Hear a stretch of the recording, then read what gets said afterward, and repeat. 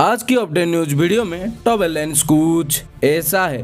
Canadian Hindu ने Canada में मंदिरों पर खालिस्तानी अटैक के खिलाफ रैली निकाली। इंडिया ने ओलंपिक्स और पारा ओलंपिक्स होस्ट करने की तरफ पहला कदम उठाया है। पाकिस्तान ने लाइन ऑफ कंट्रोल के पास आर्टिलरी टेस्ट कंडक्ट किए। ओडिशा स्टेट गवर्नमेंट ने अगले 5 साल में 5 लाख करोड़ का इन्वेस्टमेंट टारगेट सेट किया है।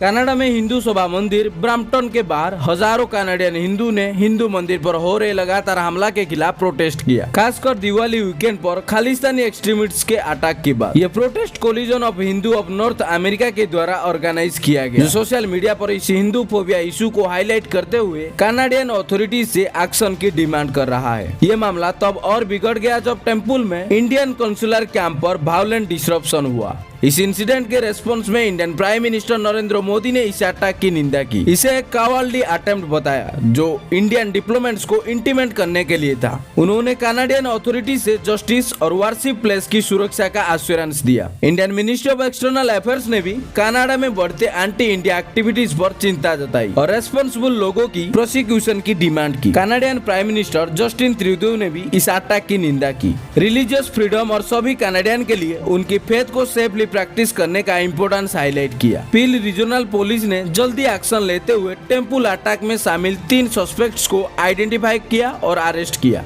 एक of duty Peel police officer जो प्रो खालिस्तानी डेमोन्स्ट्रेशन में देखा गया था, उसे भी सस्पेंड कर दिया गया है और इन्वेस्टिगेशन चल रही है। ये इंसिडेंट ने डिप्लोमेटिक टेंशंस और बढ़ा दिया है, क्योंकि इंडिया कनाडा से हिंदू कम्युनिटीज की सिक्योरिटी और सेफ्टी कंसर्न को एड्रेस करने की अपील कर रही है। इंडिया ने 2036 ओलंपिक को होस्ट करने के लिए अपना प्रयास की शुरुआत एक फॉर्मल लेटर ऑफ इंटेंट भेजकर की, जो अक्टूबर 1 को इंटरनेशनल ओलंपिक कमेटी की फ्यूचर होस्ट कमीशन को भेजा गया। ये पहल प्राइम मिनिस्टर नरेंद्र मोदी की मेजर मल्टी डिसिप्लिन इवेंट को होस्ट करने की पुश का हिस्सा है, जिसमें 2030 यूथ ओलंपिक्स और 2036 ओलंपिक्स की होस्ट करने की इच्छा भी शामिल है, जो उन्होंने पिछले साल मुंबई में IOC सेशन के दौरान डिक्लेयर की थी। अगर इंडिया ये होस्ट राइट्स जीत लेता है तो ये सिर्फ चौथा एशियन देश बनेगा जो ओलंपिक होस्ट करेगा, चाइना, साउथ कोरिया और जापान के बाद। योगा, खो खो, कबड्डी और चेस जैसे इंडियन स्पोर्ट्स भी शायद इस भीड़ में शामिल होंगे, लेकिन ये लेटर सिर्फ पहला कदम है इस लंबे और मुश्किल सिलेक्शन प्रोसेस का, जिसमें फिक्स डेडलाइन नहीं है। FHC पहले इनिशियल डिस्कस करेंगे सब इंटरेस्टेड पार्टीज के साथ बिना किसी स्पेसिफिक एडिशन की, और फिर इंफ्रास्ट्रक्चर, अकोमोडेशन, सिक्योरिटी और पब्लिक सर्विस जैसे गारंटी के लिए सीरियस फेज में जाएगा। इसी फेज में final city, group of cities भी कंसीडर किया जाएगा और IOC एग्जीक्यूटिव बोर्ड की एक एडवाइजरी रिपोर्ट सबमिट होगी। इंडिया के लिए ये आसान नहीं होगा, क्योंकि सांतियागो, इंडोनेशिया, तुर्की जैसे कम से कम 3 और कंफर्म बिड्स है और कतर और रियाद जैसे और भी स्ट्रॉन्ग कंटेंडर्स तैयार में है।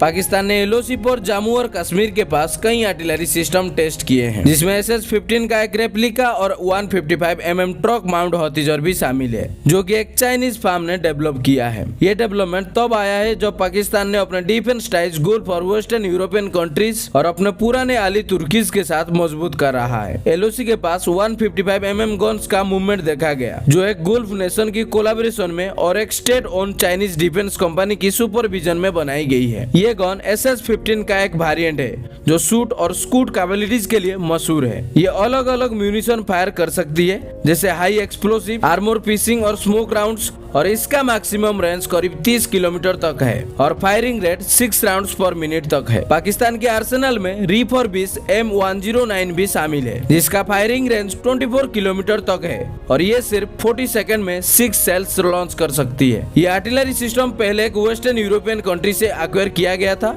और अब इसके एनहांस वर्जन की ट्रायल हो रही है। तुर्की ने इस मिलिट्री एनहांसमेंट में अपना योगदान दिया, जिसमें एक मॉडर्न 105 mm आर्टिलरी पीस जो एक तुर्किश डिफेंस कंपनी FNSS ने मैन्युफैक्चर किया है।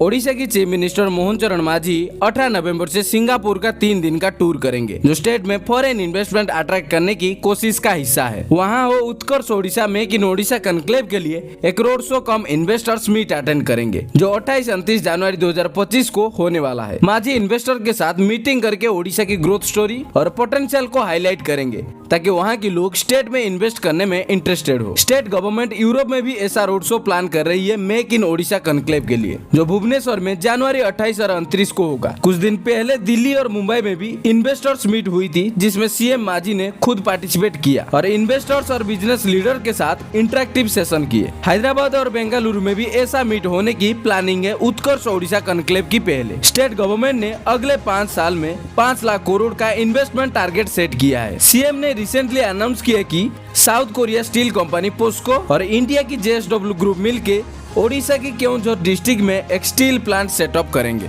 तो ये था आज की डिफेंस न्यूज। ऐसे और भी defence news, update news, current affairs जानने के लिए हमारे चैनल को जरूर सब्सक्राइब करें और अपने दोस्तों के साथ शेयर करें और जानते हैं इंडिया की पहचान।